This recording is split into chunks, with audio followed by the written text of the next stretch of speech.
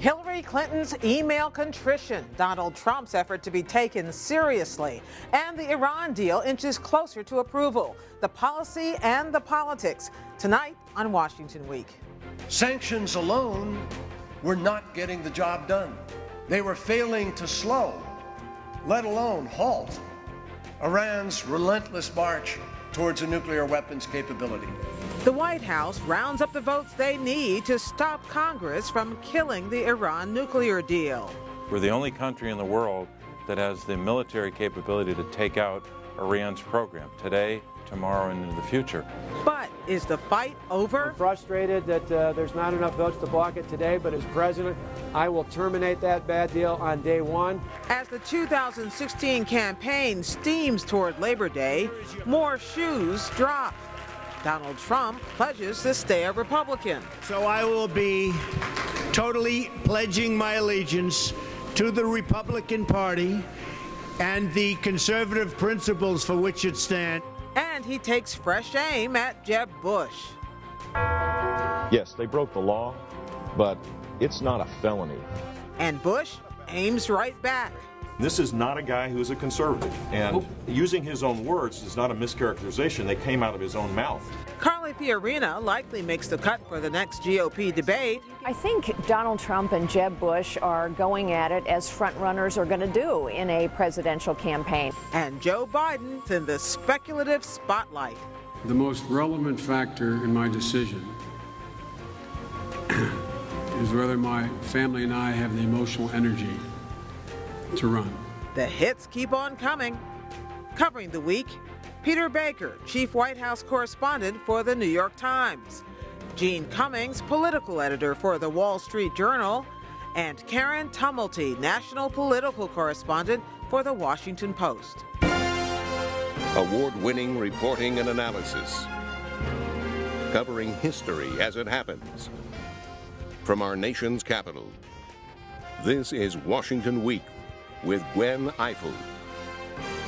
Once again, from Washington, moderator Gwen Ifill. Good evening. Today, Hillary Clinton demonstrated just how seriously she's taking the questions that have dogged her campaign since it emerged that she exclusively used a private email server during her time as Secretary of State. Sitting down with NBC's Andrea Mitchell, she conceded that her shifting explanations over time may have damaged her credibility. At the end of the day, I am sorry that this has been confusing to people and has raised a lot of questions, but there are answers to all these questions, and I take responsibility, and it wasn't the best choice. Secretary Clinton also tested out the message she plans to use to turn that corner. I want to be the president who deals with all those big problems that are in the headlines, but also those problems that keep families up at night. So first, Karen, what did we learn new, if anything, about the whole email controversy? You know, not really much of anything. Incremental stuff that it was her lawyers who had gone through her emails and decided which were personal and then which were going to be turned over to the State Department. She gave a little bit about the process by which she decided to destroy all of her personal emails. But I think the message, which is one that she began giving a week ago, she's really pivoted from, this is nothing and being sort of dismissive about it, right, to trying to convey that she understands that people are concerned about this. This new, as we know, on a monthly basis, we're getting a new tranche of emails that have been released from her server, and the ones this week seem to be kind of, more told us about her personality and the way she communicates and the way she gets advice than anything else. Well, that is one of the few things you can glean from so many emails coming at you at once and then many of them being blacked out. But, she talked, you could see that she would interact on a very familiar level in terms of watching television shows about politics. Definitely a lot of politics in those emails, and that Mark Penn was sending her updates. This was during the 2010 period, this last batch. So she got updates from Mark Penn, Sidney Blumenthal. We found it interesting that Sidney Blumenthal, she tried to hire him. The White House blocked her. Remind people who that is. He's a longtime Clinton aide. He was in President Bill Clinton's administration. But the White House blocked his hiring for the State Department, and yet when you look at the emails, he certainly sought to have a very big role in terms of giving her guidance. And so you do glean a few things like that out of these. But this group, as you said, was expected to be non-consequential, because the things that might be particularly dicey, they're fighting over now.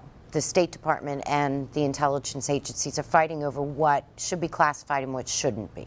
One of the things that's interesting about this period in the campaign is that Hillary Clinton, this is maybe only the second or third time she sat down and had a serious extended interview since she's actually been in the race. And this is as apologetic or accessible seeming that she has striven to be since then. Does that represent their internal polling, or or the external polling that we're all looking at that shows that people begin to ask questions about her trustworthiness? You know, certainly they're seeing what everyone else is seeing in the polls. It's not that she doesn't maintain an absolutely commanding lead over any of her potential rivals in national numbers. But we are seeing Bernie Sanders is creeping up on her in Iowa. Some polls have him ahead in New Hampshire. The real erosion in her numbers has been in how people regard her, whether they consider her trustworthy, whether they approve of her. And these are unforced errors. The campaign also realizes that they missed some opportunities back when the New York Times first revealed that this private email system existed. To have been more forthcoming then, and perhaps she would not be having these problems now. I think also it is the campaign. I mean, her donors, many of her donors have been shaken by not just what happened, but the handling of the political fallout from it all. I mean, we know that they are inviting donors individually up to Brooklyn to sit down with Robbie Mook, talk these things through. Campaign manager. A lot of care and feeding of these donors. So it isn't just the polls, it's also her supporters have been unraveled or rattled by their handling of all of this. Well, and that leads us right to Joe Biden, right? Why would he be considering jumping into the race at this late date? He has no fundraising organization, he has no campaign operative to speak of, and yet there's a lot of interest. Why is there a lot of interest? You know, before that, I'm gonna actually ask us to roll a little bit of Joe Biden last night. We saw him go to speak. He was speaking, appealing to Jewish groups about the Iran deal, and there was a Q&A, and he was asked about whether, in fact, he was going to run, and his answer was pretty sober. Let's listen. Everybody talks about a lot of other factors, the other people in the race, and whether I can raise the money and whether I can put together an organization. That's not the factor. The factor is, can I do it? Can my family undertake what is an arduous commitment that would be proud to undertake under ordinary circumstances? But the honest to God answer is I just don't know. Covered politics for a long time. I've never heard someone considering running for president sound so mournful. He goes on to talk about the loss of his wife and daughter all those years ago. That does not sound like someone who's got the fire in the belly. It also does not sound like Joe Biden, the Joe Biden that we have seen over decades. But there are people out there who would really like to see him run. And a number of them, speaking of the donor community, a number of them are people who gave money to Barack Obama in the 2008 primary race and have been sitting on the sidelines and not showing up for Hillary Clinton. But I do think that, Biden, based on our reporting, what is happening to Hillary is really not influencing where the vice president finally ends up on this. Ultimately, I think the vice president has made it clear to his friends and supporters he thinks he'd be the better president. So it doesn't really matter if Hillary's at 50 or 68 or whatever. People think they would be the better president, but can they get elected to be president? Well, and he does think he can raise some money and find a path. It's really all about himself. It really is about himself. And I don't believe we're going to, he said a decision will come in late September. I think he's further away from it than that. I think it'll even be later than that, because he's nowhere near the point of a man ready to walk out. Think of where he's at, right? He is at a stage of his career where this is it. This is the last decision he's going to make when it comes to a political career. If he runs, then there's a future ahead.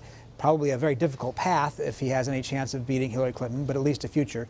Otherwise, if he makes a decision, I'm not going to run, that's pretty much it. And having just gone through this terrible trauma of his son dying prematurely, he's clearly wrestling with, his own, mortality, his own political future, his own rest of his life. He's got 18 months left in office. Something quite remarkable watching someone wrestle with that in public. In such a public way. Let's talk about the Republican side of this equation, because the Republican frontrunner appears to have settled on a single message. Whether he is asked about Iran or the economy or immigration or the Quds Force in Iraq, Donald Trump's answer is essentially the same. He is great, and our heads will spin when he is president, a Republican president.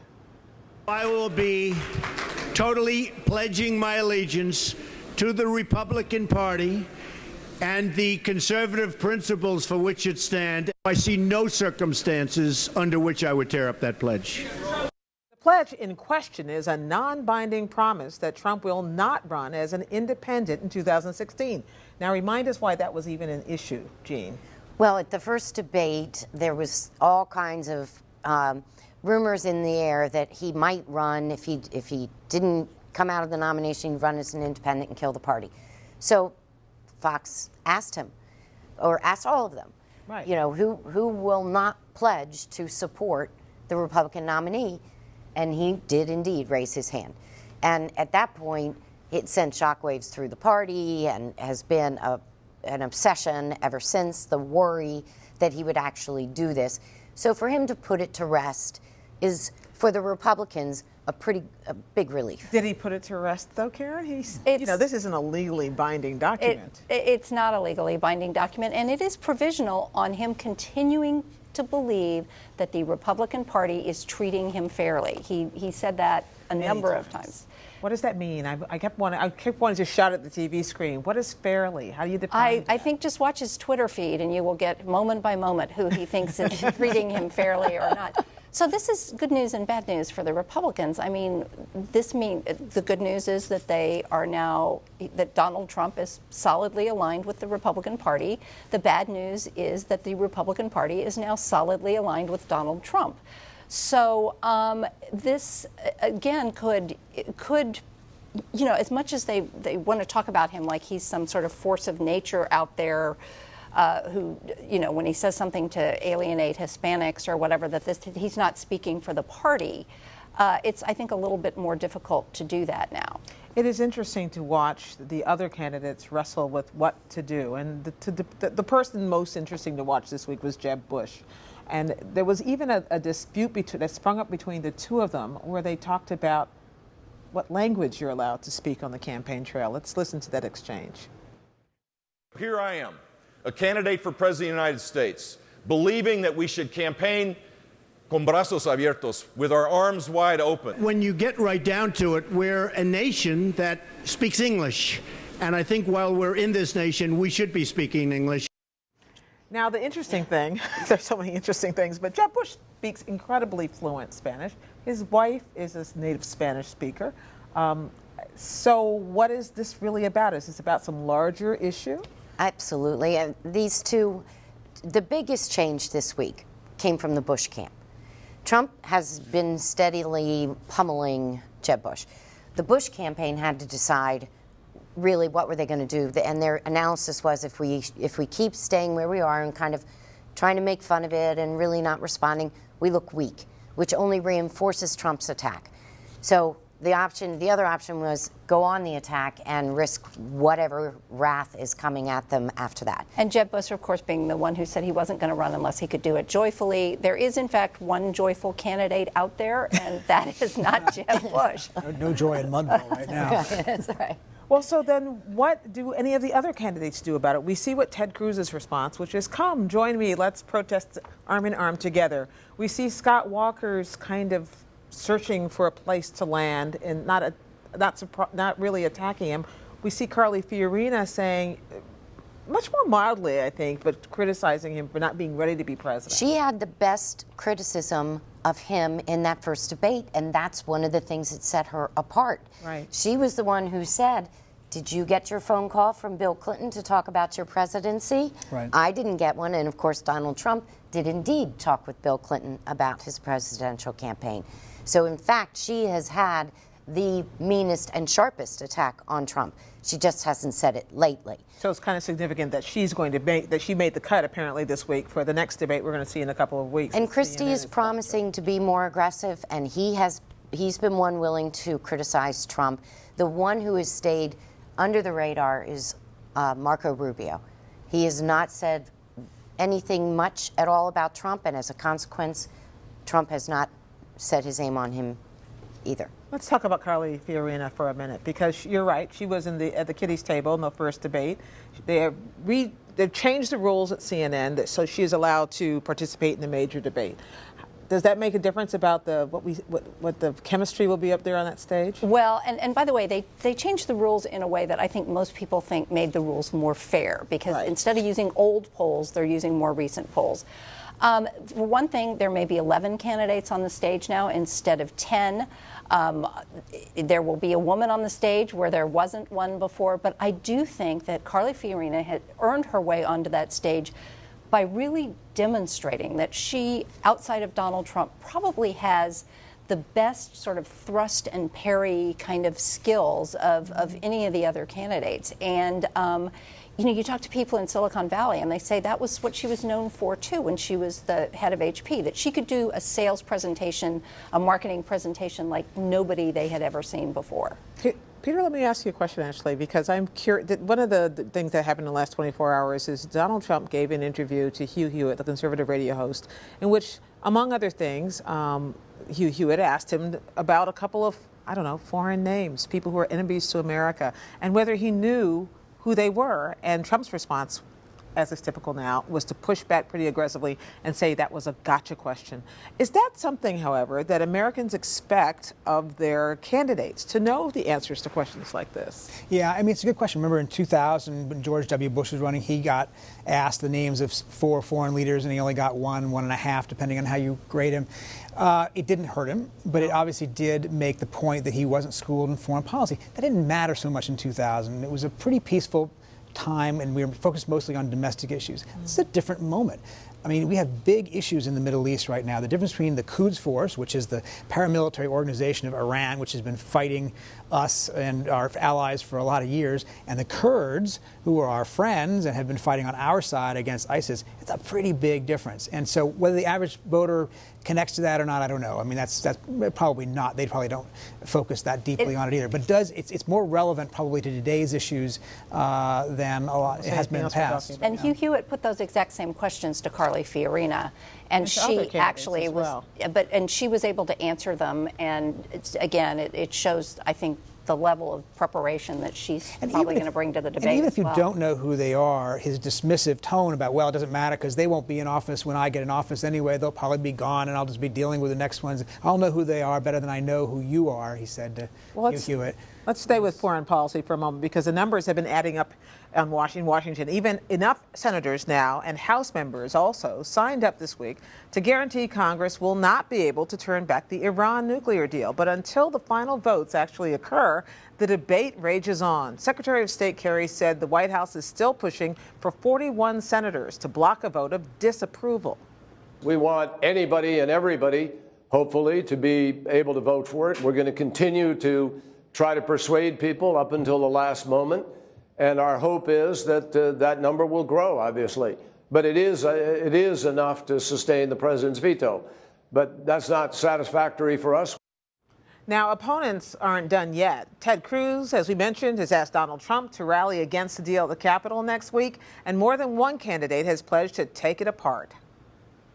If I'm president, that deal won't survive. It's not a treaty. It's not legally binding on the United States. It's a decision the president's made to use the national security waiver of an existing sanctions law not to impose sanctions on Iran. So, Peter, who has the upper hand tonight? Well, I mean, it was a good week for the president in the sense that he now knows that the deal can go forward for the rest of his administration. Having said that, it's lowering the bar of what we consider to be a victory, that you can get a third of each house to simply back you. This is not an approval of his deal. This is simply avoiding defeat. And it doesn't send a great message, perhaps, to the international community. But on the other hand, it allows him to move forward. He brought the King of Saudi Arabia to the White House today. They were not very happy with this deal, but they've basically come to grudgingly accept it. So he's trying to move on both internationally as well as at home. You know, can the next president, can a Republican president undo this deal on day one? I don't think it's that simple, because it's not a simple thing as the United States having a deal with Iran. It's 6 world powers, for one thing. The UN Security Council is going to be voting on this. It's going to put procedures in place. The Europeans are not going to simply put sanctions back just because an American president decides doesn't like this deal. The whole thing becomes a much more confused mess if that happens. But I seem to recall that one of the great weaknesses of the health care law, in the end, political weaknesses of the health care law, was that it was perceived that it was agreed to without any Republican support. Right. And in the end, a victory, as this has now been, or lack of defeat here, may not require any Republican support. No, it's simply his own party. He's simply talking to Democrats at this point. He's got no hope of getting any Republican votes in either house, it looks like, at this point. And he's simply trying to get most of his Democrats to stand by him. Senator Ben Cardin of Maryland, a low-key, soft-spoken Democrat, today said he can't vote for the deal. He's the 3rd Democratic senator to say so. And the head of the Foreign Relations. And the head of the, yeah. And so, you know, he's simply trying to keep his own people together. That's kind of a minimalist requirement. It's not the same thing as building a national consensus behind the deal. His hope is, I think, that if 18 months later, when he leaves office, it will seem like a better deal, perhaps, than it does today. Peter, though, when they started out, it seemed like their whole strategy was just to make sure the House was, you know, their firewall, that the House would help uphold his veto. Right. So it seems to me they may get enough Democratic senators to block the vote itself. Right. If they get to 41. And that's going basically from 0 to 41, or some small number to 41. As I read it, I didn't think they ever thought they'd do this well in the Senate. Well, that's a good point, because there were a number of senators who had teamed up with Republicans early on to say, we think this whole Iran negotiation is flawed and possibly dangerous. And a lot of those critics, those in the Democratic Senate caucus, have kind of come around. Again, grudgingly, they're saying, look, I don't necessarily think this is a great deal, but the alternative isn't any better. There is no other alternative at How this did point. the White House get them to do that? Or Well, partly they've been much more aggressive in trying to lobby and to put information in front of their friends than they often have been. This has not necessarily been a White House with a great reputation for working with Congress, Right. even its own party. This time around, I think they've been much more assertive about getting out in front of a cause. In fact, I've heard from Democrats who say they've heard from the White House more on this issue than any issue in 6 years and 6.5 years he's been there. And was there actually a backlash to Bibi Netanyahu's decision to come and speak before the Congress? I think there was, and I think that the Republican opposition in some ways gets up the backs of the Democrats, so it becomes more of a partisan thing, and instead of bringing Democrats along with them, Republicans kind of lost their chance with some of them to form a bipartisan consensus against the deal. And I think, you know, on some level, a certain reality kind of sets in where there isn't another choice. It's not like you can say, let's go back to the bargaining table, because the other world powers aren't willing to go back to the bargaining table. And so he's basically said to his fellow Democrats, this is it now. You know, it's not like you can say, I want a better deal. You have to take this deal or no deal. We probably you noticed when we were playing that clip earlier, Joe Biden, he was wearing a yarmulke. He was speaking he was sent to Florida to kind of persuade Jewish supporters that this is a good deal. And he has been a not so secret weapon in trying to diffuse some of the real strong pushback among friends of Israel who are worried about this deal. Right, and the president himself expressed during his time in Alaska, I think he gave he said that he resented that he was being called an anti-Semite, that simply because he was proposing a deal that was not accepted by the current Israeli government did not mean that he doesn't have Israel's back. And part of his persuasion campaign with the Democrats was to send out a letter that said, here are all the different ways I'm going to try to help Israel defend itself and make sure its security is beefed up and so forth. So he's tried to make clear that being for this deal does not have to mean you're against Israel. Okay, well, we'll be watching this as this moves on, because once again, it doesn't end here. Thank you very much, everybody. We have to go now, but as always, the conversation will continue online on the Washington Week Webcast Extra, where, among other things, we'll talk about the president's historic trip this week to the Alaskan Arctic. Keep up with developments with Judy Woodruff and me on the PBS NewsHour, and we'll see you here next week on Washington Week. Have a restful Labor Day. Good night.